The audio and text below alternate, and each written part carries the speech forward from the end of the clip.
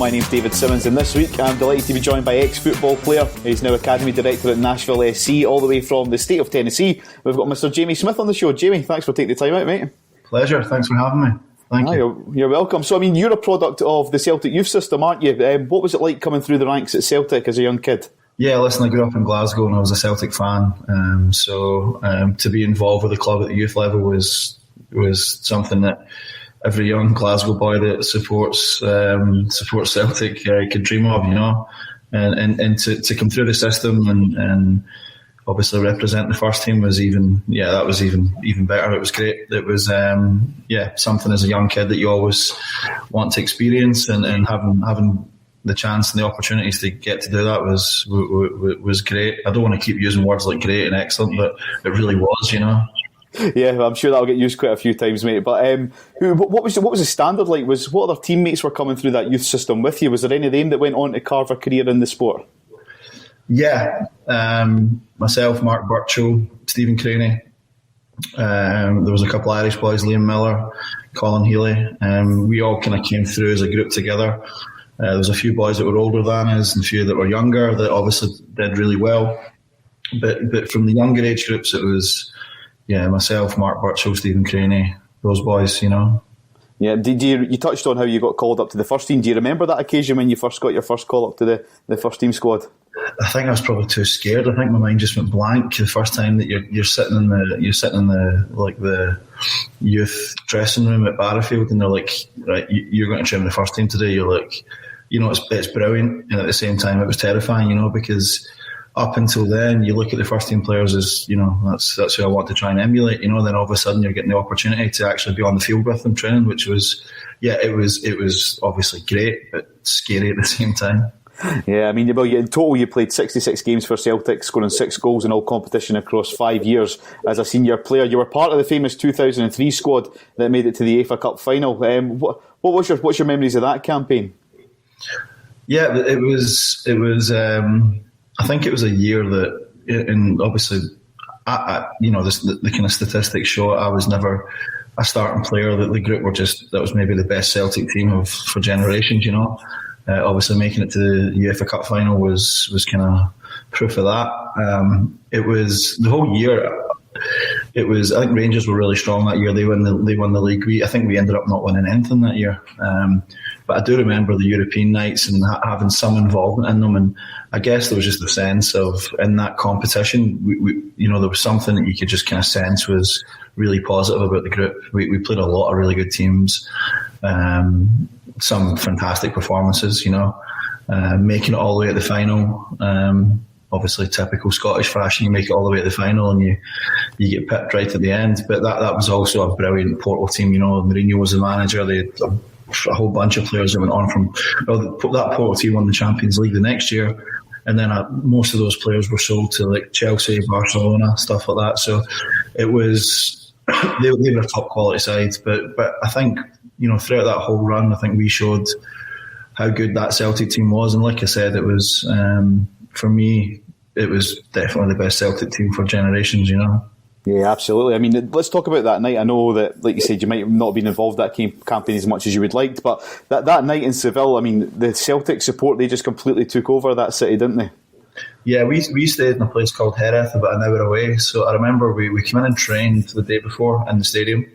But I remember driving on the bus heading to Seville, and as we kind of got into the city, everyone kind of jokes, Celtic had 1 million fans and all that, right? But I don't know exactly how many were there, but pretty much as soon as we get into the city and certainly around the stadium, everywhere you looked, you just saw like green and white Celtic strips. That's all you could see. It was again just typical of the kind of Scottish fans in general, whether you're a Celtic fan, a Rangers fan, a Scotland fan.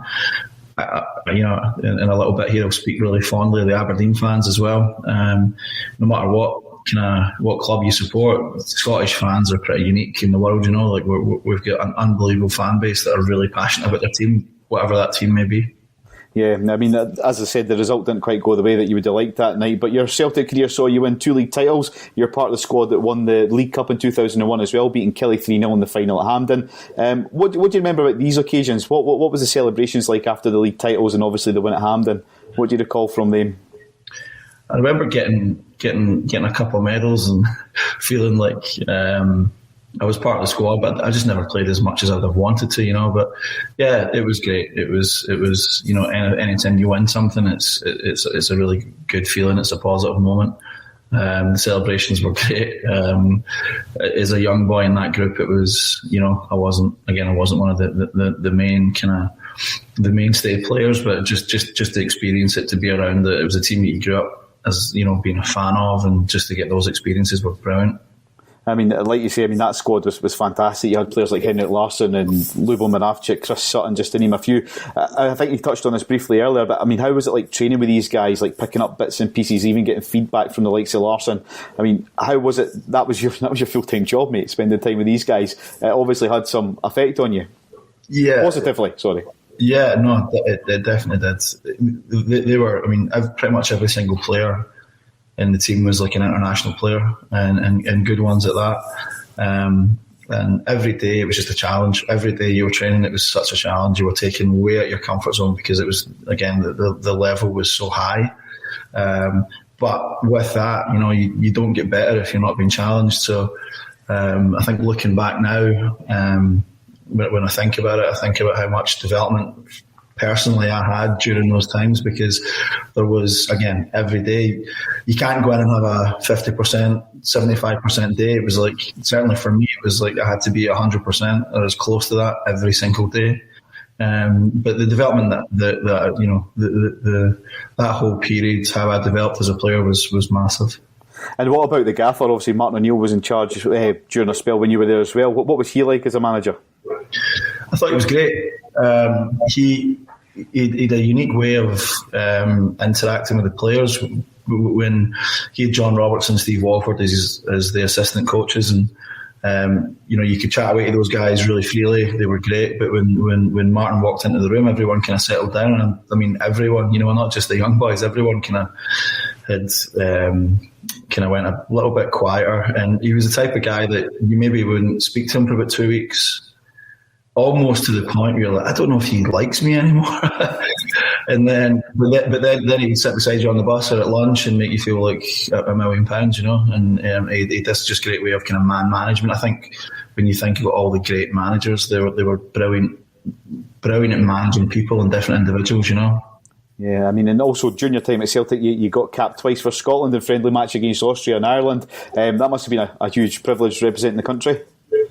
Yeah, absolutely. Again, it's when you're a little boy growing up, to get the chance to play for the club that you support is, it's something that you just, you can't really quite put your finger on it what it means. But to get to play for your country is just, it's probably even bigger. It's just to get to play for Scotland, and I represented Scotland through all the youth levels. But to get your full kind of call up and get your full caps, it was something that you don't really plan for. You don't really think about, because you can't really, as a young boy, you don't really see it happening. But yeah, fortunately for me, and privileged to get to represent the country at a full level.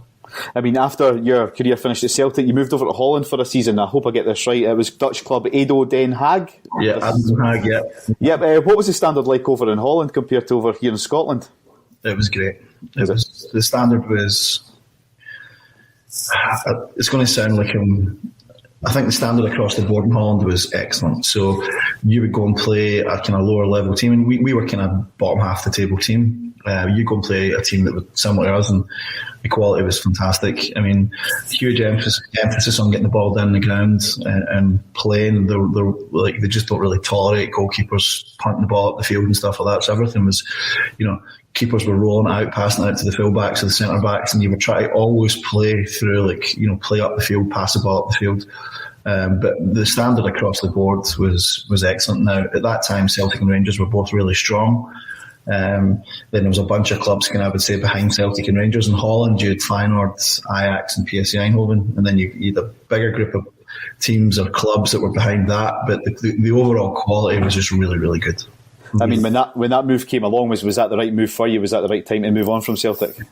It was the right time to move from Celtic, for sure, because I was offered a contract, but Martin O'Neill said, listen, you're not going to play as much as you need to, or as much as you want to. So it was kind of, it was kind of that way where I knew it was time to leave Celtic. And then going to Holland, different culture, different language, different type of football. The experience I gained there was great for what was going to come next in my career. I think the biggest change for me was, aside from the different type of football and all that stuff and different language, it was playing week in, week out, which at the senior level, at the professional level, I wasn't used to, because that kind of 4 or 5 year period where I was involved with the first team at Celtic, I would say I was a bit part player, but I was never a starting player, I was never in the starting 11 consistently. So that was the biggest change for me, was just kind of getting my head around playing at every game, week in, week out. I mean, after that season in Holland, you returned back to Scotland for the 05-06 season and joined Aberdeen. After a season in Holland, was the move to Pittodrie the right one for you? Were you looking to get back over to Scotland? Yeah, my wife, we just really young kids at the time, and it was just a challenge with 3 young kids. So my wife moved back to Scotland. So I always knew that it was just get through this season. I actually signed a 3-year contract in Holland, but after the first year, sat down with the head coach and just said, "Listen, my wife and kids are back home." And they were like, "Yeah, I think it's right for you to go back." So to get the opportunity to come back to not just the UK but Scotland, it was absolutely the right thing for my career at the time. When I look back, and it was obviously right for my family. I mean, I think you won the fans over quite quickly up at Pittodrie. You scored the late winner against Rangers in only your 3rd match for the Dons to knock them out of the League Cup. What was life like now applying your trade for a different club in Scotland? Obviously, you had your pledge your allegiance to Celtic, and now you're up in Aberdeen. Did you fit in quite quickly up there? Yeah, I knew a lot of the players because I'd played with them at the Scottish youth teams and stuff, and even as youth players, we played against each other, all the time. So I knew a lot of the players already, and then it's always strange putting on a new jersey, a new strip, especially when it's in your own country. It's always a little bit different. But I loved my time at Aberdeen. It was great. It was 4 years up there. Had its challenges like everything does, but overall I just loved it. And good rapport with the fans. They were great to me. Loved playing for the 2 Jimmies and those guys. That was excellent, But yeah, can't speak highly enough about my time at Aberdeen. I mean, what were they like as characters? I take it you're talking about Jimmy Calderwood and Jimmy Nicholl. Oh, they were brilliant, yeah. Because they were both big Rangers fans, very well documented Rangers fans, right?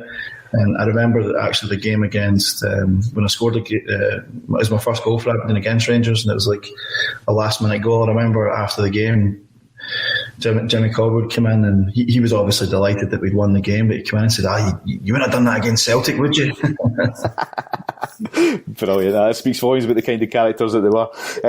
You scored a few key goals for Aberdeen. You scored twice in December 2007 in the UEFA Cup campaign against FC Copenhagen, which seen Aberdeen obviously reach the last 32 of that tournament. Do you remember that European campaign now with Aberdeen playing a much more first team part? Yeah, I do. Yeah, we had a good season the previous year. I think we finished 3rd in the league, and we qualified for the UEFA Cup. We had a qualifier game against Dnipro from Ukraine, who were a really good team. They were really talented. I remember playing the first game at Pittodrie. Bit of a kind of nothing really happened. Both teams cancelled each other out. We didn't concede an away goal, which was good. Then we went over to Dnipro, over to Ukraine to play the second leg of the tie, and that was definitely an experience. It was an old crumbling stadium. Their fans were pretty full on, I remember training the night before the game, and they were, a bunch of fans must have congregated outside the stadium and started like burning tyres and stuff. So we were trying to train. There's this black smoke just like coming over the field, and but that was great performance that night. We drew 1-1. Darren Mackie scored a really good goal, and we held on for sure because they were just they had a lot of Ukrainian national team players and a lot of players you'd never heard of, but really good. So we kind of held on. Jamie Langfield made some big saves that night, and yeah, we got through the group stages, and then it continued from there. The group stages were interesting as well. I bet. So after 85 appearances, 12 goals for Aberdeen in 2009, it was time for you to move on. Did you leave Pittodrie on good terms with the club? I did, yeah. I had, my second season I had to get 2 surgeries, so I missed a lot of that. And then my last season, my 4th season, injuries kind of come back in again. So I definitely struggled on that front. And the manager, Jimmy and the staff were leaving the club after, I think, 5 years Jimmy was there. They were leaving the club. And the reality is the club, they didn't really want to offer me a contract, I think probably because of the injuries, which is totally understandable. That's the business that we're in. That's their prerogative. So I knew it was probably time to move on from Aberdeen. We didn't want to leave because we loved the place, we loved the city, family were settled. But it was, there wasn't really an option to stay. No, that's fair enough. I mean, in 2009, you made the move across the pond over to Colorado Rapids. How was that move from Scotland over to the States? I mean, was there any other clubs that you could have potentially joined at that stage? There was a couple of opportunities in England, kind of lower kind of leagues in England, which wasn't really as appealing. Through my connection with Steve Guppy, I played with Steve at Celtic. Steve is the assistant manager in Colorado, so Steve called me and was like, "What are you doing? What are you thinking about?" And I know that Paul Lambert had called me as well about going down to England, because Paul Lambert had just taken, I think it was Colchester job maybe. So obviously it was a choice between Colchester or Denver, Colorado. So I went out to Denver for a couple of weeks, and it's pretty difficult not to like Denver, Colorado. I got there in July. It was like 90 degrees, blue skies and sunshine. You get the Rocky Mountains. We went to did the tour of the stadium and started training. Everything was just immaculate. The stadium was great. The training field was excellent. So that was like, yeah, this is a good place to be. And when I went out for the 2 weeks, got the offer to sign the contract, signed there, did all the visa stuff and all the paperwork. But yeah, that was how that kind of materialised. It was through my connection with Steve Guppy, who I'd played with. And there you go. So did the whole family move over with you at that time, or was that later on? They moved over a little bit later, and it's probably a good thing, because we just left Aberdeen and we were kind of in between, and the kids were going to be unsettled. So we thought, let me go out here first just to see how it goes, because it's one of those ones you just don't know what it's going to be like. Again, different culture, different type of football. Although everyone speaks the same language here, there was definitely a transitional period and try to kind of get used to the culture in the US, because it's just different. So the family stayed back for a while until I kind of got settled. And then I think the first couple of games I got a bad knee injury and ended up being out for about 8 months with that. I had to get surgery and everything. So, but it was part of the experience, and I'm still, almost 12 years later, I'm still here in the US. I mean, we talked about how the standard was different in Holland compared to Celtic. How was the standard over in the States when you joined Colorado? Were you surprised at obviously how good the standard was, or were you obviously expecting that going over? No, I think everyone's got a kind of misconception that the MLS, or the football or soccer as we call it over here, is not as good as it is in Europe. And certainly, obviously, the English Premier League and the Bundesliga and all these big leagues are just that they are the highest level. But moving over here, I would probably say I wasn't expecting to be as good. And it was much better than I thought it was going to be. And then again, you go 10, 12 years later, and it's even better again. There's a great sporting infrastructure here in the US. There's loads of really good athletes, boys that are physically in great condition. So that was obviously challenging to adapt to that, but yeah, it was enjoyable. It was great to make the move over. Yeah, I mean, on a personal level, I mean, I'm a football coach myself over here in Scotland, and obviously one thing lockdown's brought us is like Zoom meetings like this, what we're doing right now. So going through the SFA pathway over here, I was surprised at the amount of American coaches and Canadian coaches that were actually joining in with that. How's the standard of coaching over there? I take it there's a big influx of young, enthusiastic coaches coming through in America as well. There is now. I would say, for the most part, if you think about the kind of main American sports, baseball, basketball, American football, they're all very coach-centric, so they're coach-driven. The coach will call the plays. He's the one that decides what's going to happen. That's just American sport, and that's definitely translated over into youth football, youth soccer. But there's been a big shift. I think the US Soccer Federation have done a really good job with the coach education system. Major League Soccer have done a great job with their coach education system. So both between the federation and the league, we've got, there's multiple pathways and there's multiple ways that coaches can develop. And I'm kind of a product of that, to be honest. I came through the US system and the MLS system. Major League Soccer work closely with the French Federation, and obviously in France there's a bunch of good, excellent coaches, excellent players. So I've had experience both with the French Federation, the US Soccer Federation, and it's definitely helped me develop as a coach. Fantastic. I mean, we did talk, going back to your sort of career, we touched on how you got a bad injury quite early on in your campaign with Colorado. You bounced back in total, you made 62 appearances, scoring 7 times for the Rapids before calling it a day in January 2014. Was it at this point that you moved into the academy coaching side of things with Colorado? Yeah, I think it was the November 2011 we were playing a playoff game, and for those who don't know, Americans love their playoff sports, and the MLS is set up the same way. It's actually great. We benefited from it in 2010 at Colorado because we didn't finish top of the league, but we made the playoff spot and we ended up winning the whole MLS Cup championship. So that was great. You get to go and visit the White House and meet Barack Obama and stuff, which was totally surreal.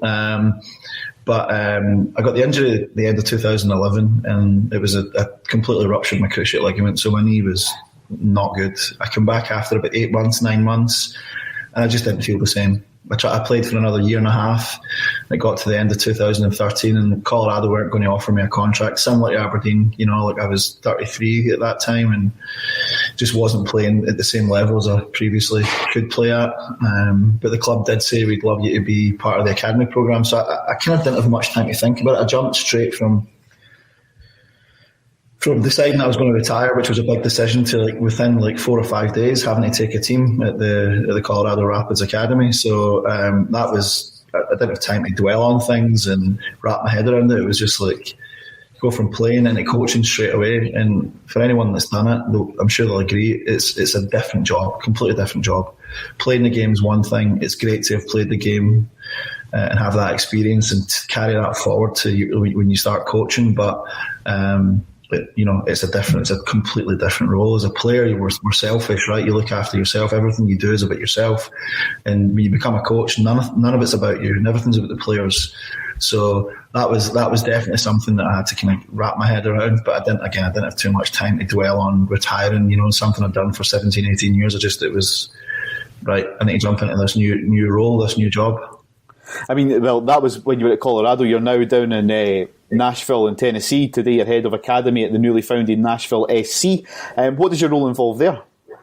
So I oversee the whole academy program. So currently we've got 3 teams. We started with the younger age groups under 13s, 14s, 15s.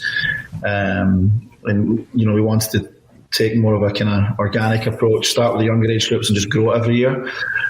So basically I oversee the whole program, from the coaching methodology, curriculum, all those kind of technical components, to the kind of structure, residency program where we can bring kids in to stay on campus.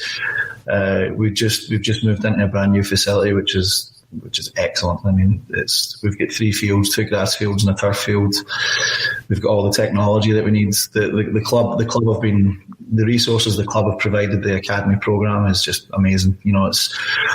We certainly never had that growing up, even at Celtic, but that's obviously a sign of the times. But we've got, the club have been, the support that I've had from the club has been nothing short of just excellent, and I oversee 10 staff members. We've got 3 teams, so it's exciting to be here, to be in the new facility, to oversee every component of the academy. I miss the coaching side of things because I don't coach a team. I mean, I'm on the field every night. I'm more helping the coaches and coaching the coaches, if you will. Yeah, I mean, obviously the main aim is obviously to bring these kids through to play for the first team. I had a quick Google. Am I right saying the first team play at the Nissan Stadium? Is that right? Yeah, we are. So that's the American football stadium we're playing at right now.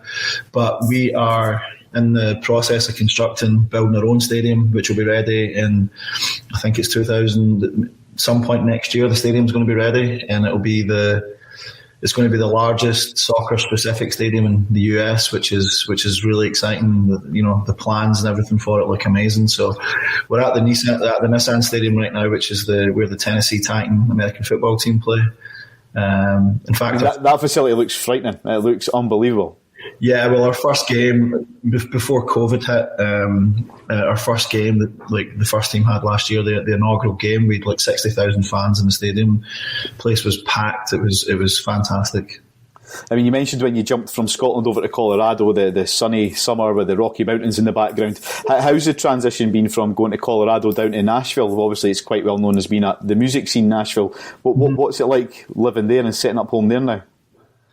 Yeah, this place is great. I mean, right now, if I opened the blinds behind me, you'd see the place is covered in snow. We got a lot of snow, which is not common for Tennessee. But I mean, the weather's great. The place is excellent. It's a really nice place to live. It's one of those destinations that everyone wants to come to. People are moving here.